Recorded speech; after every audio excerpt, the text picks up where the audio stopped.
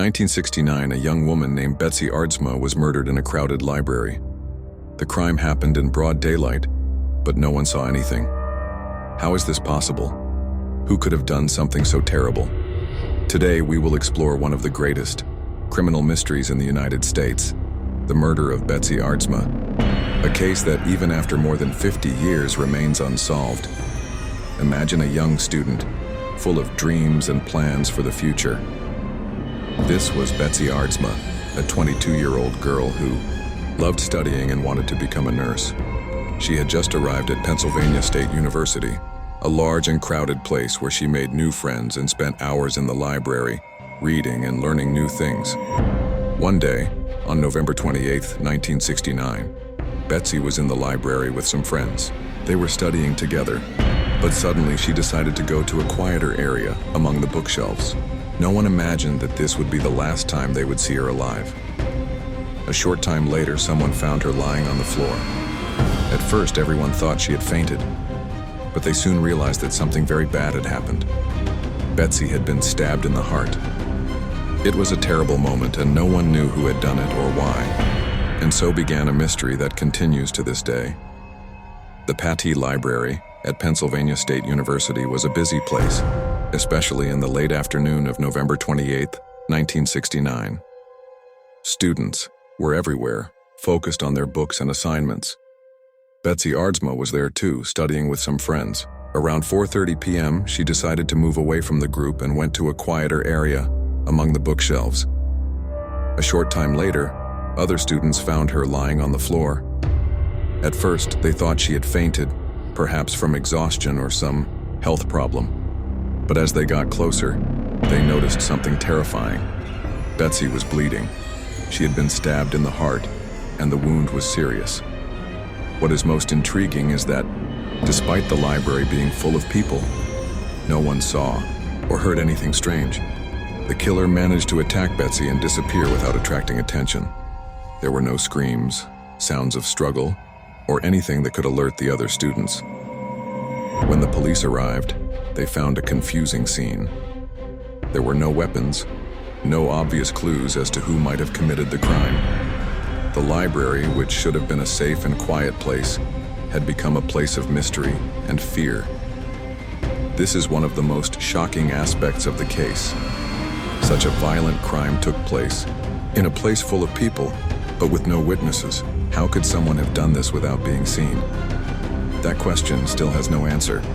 Shortly after Betsy Aardsma's murder, local police and the FBI launched an extensive and detailed investigation. They knew they had a complex case on their hands, as the crime had occurred in a public place but with no apparent witnesses. The first step was to ensure that the crime scene was preserved and that all evidence was collected carefully. Investigators interviewed dozens of people, including Betsy's friends, classmates, and teachers. They wanted to learn more about her life, her routines, and whether she had any conflicts or problems with anyone. They also reviewed her activities in the days leading up to the crime, hoping to identify anything out of the ordinary. However, the investigation faced several obstacles. In the 1960s, forensic technology was limited. There were no security cameras in the library, and modern techniques such as DNA analysis did not yet exist. This meant that investigators had to rely primarily on testimony and basic physical evidence, such as fingerprints, which were not always enough to solve complex cases. One of the police's early theories was that the murder could have been motivated by passion. They considered the possibility that someone close to Betsy, perhaps a boyfriend or a classmate, could have committed the crime. However, after investigating these leads, they found no concrete evidence to arrest anyone. Another challenge was the lack of witnesses. Despite the library being full of people that day, no one saw or heard anything suspicious. The killer seemed to act quickly and disappear without a trace. This left investigators frustrated, as they had no description of the suspect or a clear motive for the attack. Over the years, the case has been reopened and revisited several times, especially with the advancement of forensic technology. However, despite new techniques and resources, the murder of Betsy Aardsma has never been solved. To this day, it remains one of the greatest criminal mysteries in the United States. and many questions remain unanswered. Over the years, the investigation into Betsy Aardsma's murder has led police to consider several suspects.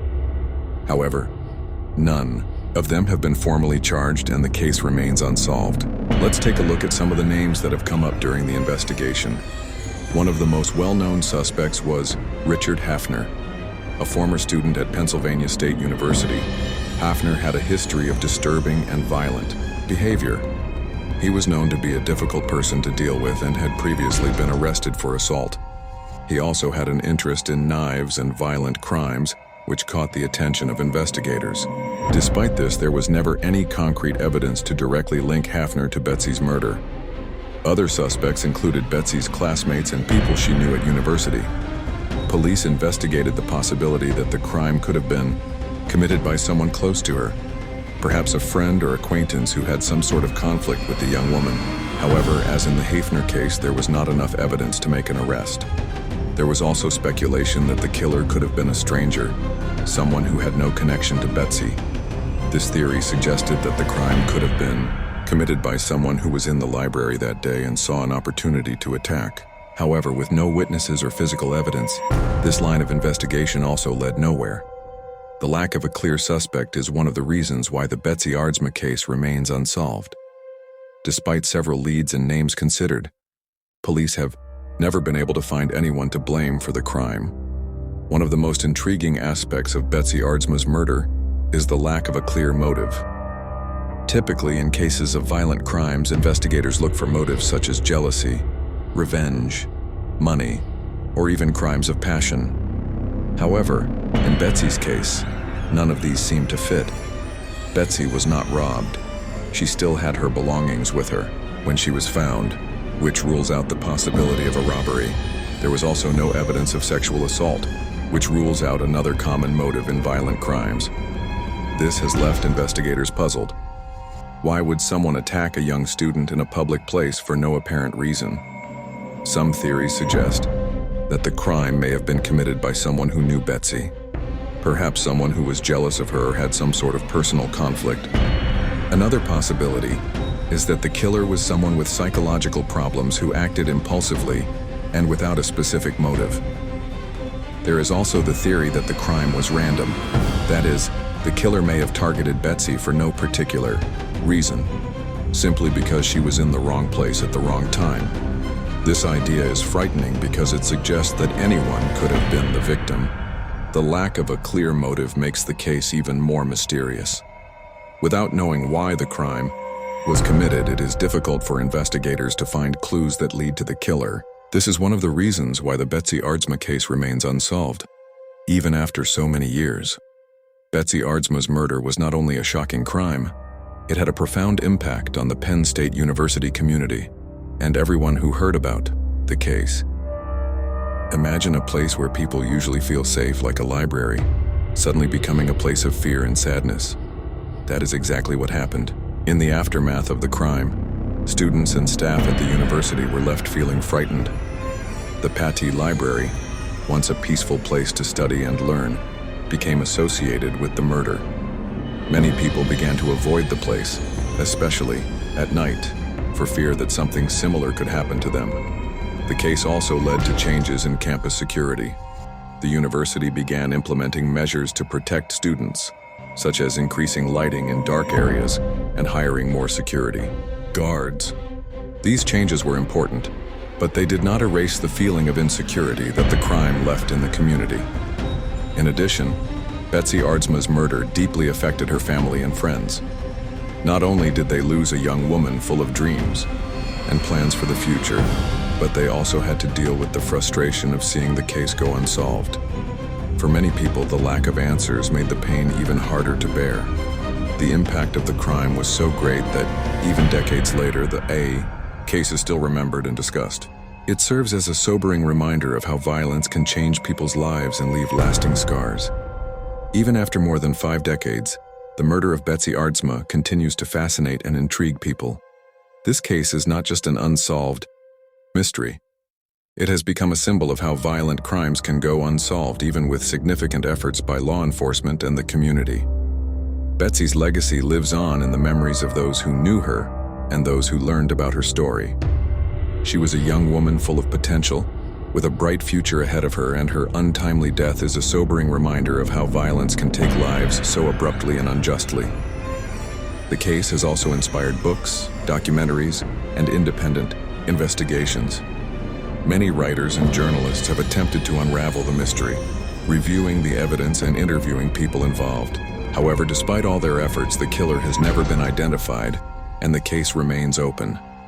Furthermore, Betsy Aardsma's murder highlighted the limitations of criminal investigation in the 1960s. Back then, there were no technologies, like security cameras, DNA analysis, or digital databases, which are essential tools for solving crimes today. This case serves as an example of how a lack of resources can hinder the search for justice. Ultimately, the mystery surrounding Betsy Aardsma's death keeps alive the hope that one day the truth may come out. In the meantime, her story continues to be told, not just as a criminal case, but as a reminder of a life cut short and the importance of never giving up on the search for answers. So, what did you think of this story? The Betsy Aardsma case is one of those mysteries that makes you wonder, how could this happen? And the worst part is that to this day, no one knows who did it. But stay tuned, because this is just the beginning. I'll be bringing you many more videos like this, full of real stories, mysteries, and cases that will leave you speechless. So subscribe to the channel, activate the bell, and don't miss any details. Deal? Until the next video. And remember, sometimes reality is more surprising than fiction.